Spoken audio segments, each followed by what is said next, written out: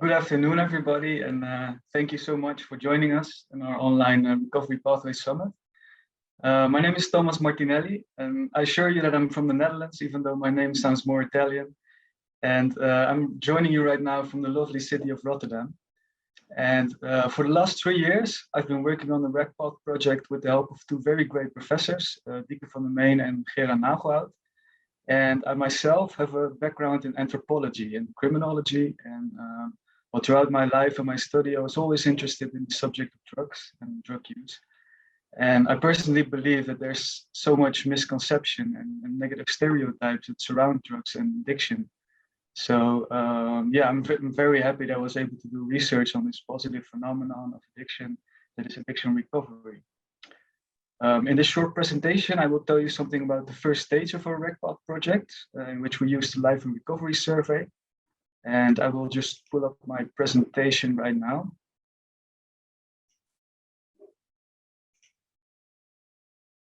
So you should be seeing my presentation right now. Yeah, so I will first start with its origins, because about 9 years ago, Alexandre Laudet and the US organization Faces and Voices of Recovery took the first steps in documenting the recovery experience to research. They conducted one of the first large surveys of people in recovery from problematic substance use. And since those 9 years, there have been major steps in recovery research.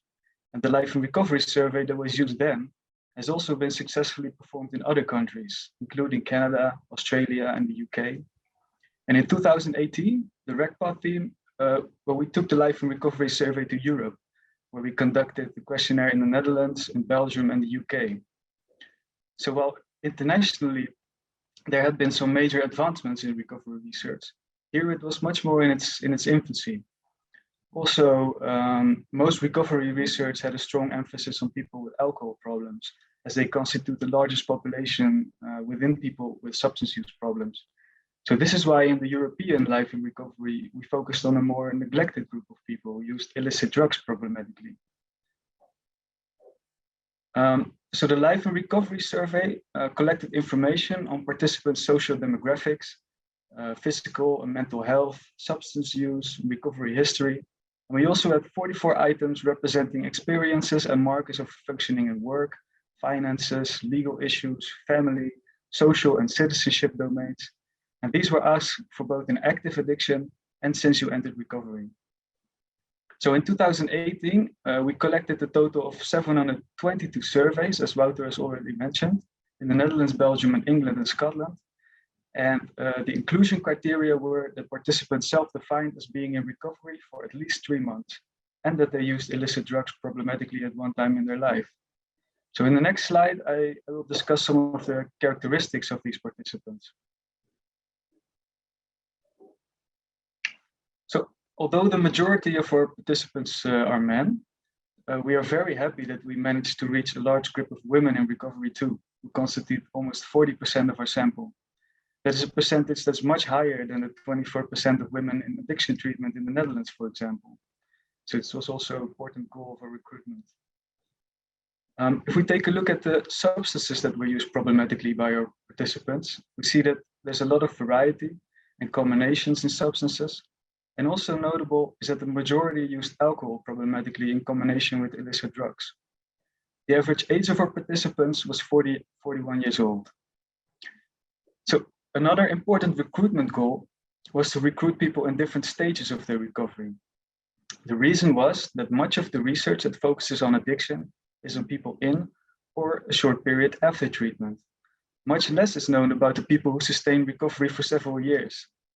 And in our sample, we collected 187 surveys of people in the first year of their recovery, about 300 surveys of people with 1 to 5 years in recovery, and about the same amount of people with more than 5 years in recovery.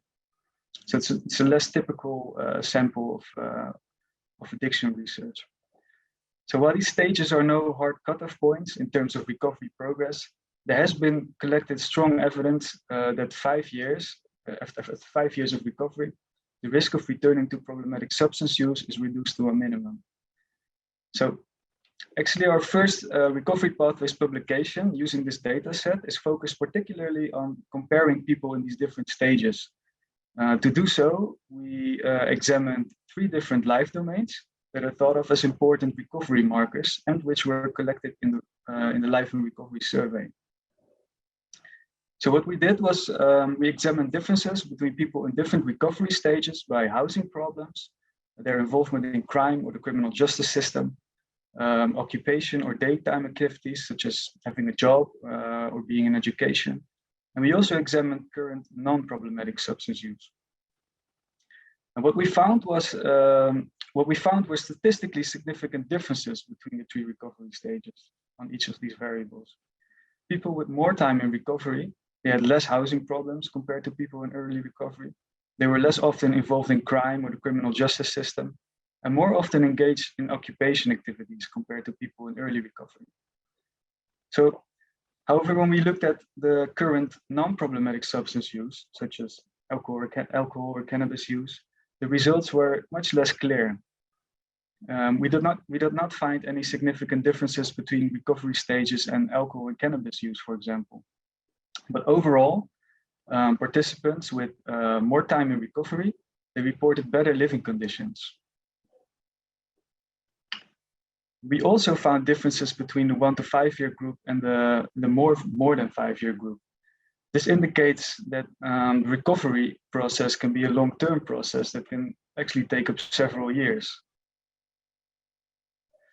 So yeah, basically what we concluded was that with more time in recovery come better living conditions, and also that the long-term differences between stages, they also indicated that recovery is a long-term process that can take up several years. However, currently, if we look at addiction treatment, for example, or addiction support, and also addiction research, it's mostly focused on relatively short-term goals. Treatment often consists of a trajectory of several weeks or some months, for example. However, we have found that improving key life domains continues even after 5 years. Therefore, we argue that treatment and support systems and also addiction research should reorient more towards these long-term goals. Lastly, we have also found in our study that key life domains such as housing stability, occupational activities, and crime involvement can be relative indicators of the recovery progress. These outcomes go beyond substance use, and more importantly, they can reorient the focus of recovery to the whole person that is recovering, instead of reducing his or her problem merely to substances. It is therefore also important to consider these other life domains. Some of our participants, for example, still use substances not problematically, and current substance use was found to be a poor indicator of recovery progress. So we've already thanked a lot of people, but I also want to close this with thanking all the RecPath participants for also pioneering in recovery research in Europe with us. I mean, your contributions have been very important, and you've made it a pleasure for us to conduct this and other aspects of the study. I'm very happy that with this study, we are able to contribute to a hopeful and positive narrative of drug addiction. And I think that our study brought attention to the fact that many people with drug problems can recover. And to me, this is a very valuable lesson. So with this, I would like to give the word back to David.